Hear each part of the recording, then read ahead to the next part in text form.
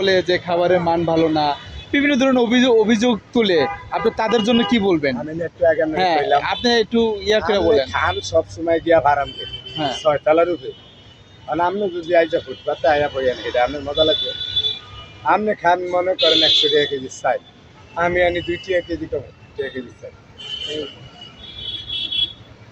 তাহলে এটা আপনি মিলাবেন কেন? ওটা তো চাইলেই মোটা সিএম, যেমন আমার আপনার হাসতেন এটা সিএম, এটা আরেক সিএম, এটা আবার আরেক সিএম, এটা আবার আরেক সিএম, এটা আরেক সিএম, এনে তো হাসতে হাসলো। আপনি এটা মিলাবেন কেন? অতএব আপনি আমার এনো আয়া খাওন মানে আমার অপমানি করো। টাটকা কথা যেটা আমি যেটা বুঝি, আমার মাথায় যেটা আমি তো আমার এনে যোগ্য না।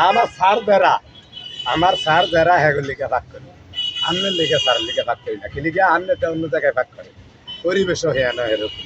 যেমন আমি এক মাস দিয়ে জোর দিয়ে হাতি যত হাতে নাকি লিখিয়াছিল তারা তাই একটু তসের দরকার আছে, তাহলে আপনি রেডি না দেখলে তো মিলবো না। অনেকে মাথার ভিতরে ইয়া দিয়া যায় রেস্টুরেন্টের ভিতরে, অনেকে না দিলে কয় পরিবেশ ভালো না। কারণ আমার এনে যদি মাথায় না থাকে আটির বেকার থাকলেও আমার স্যারের আয়া খায় অবশ্যই। আমার স্যারের করে তো চিনেন না আপনারা। রিকশাওয়ালা, আমার স্যার কই এই যে রিকশাওয়ালা।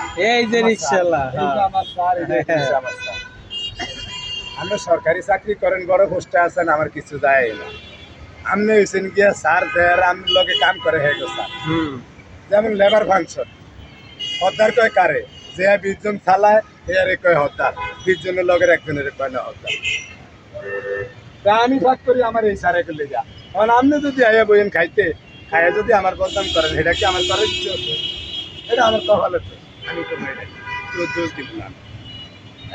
এই বাংলাদেশে আইসা এত বড় কলিজার অধিকারী আপনি কিভাবে হইলেন যে নিজের টাকা এক হিসেবে নিজের টাকায় আপনি বেঞ্চের উপরে রাখি দেন, যে যার মতন নিয়ে যায় আবার দিয়ে যায়?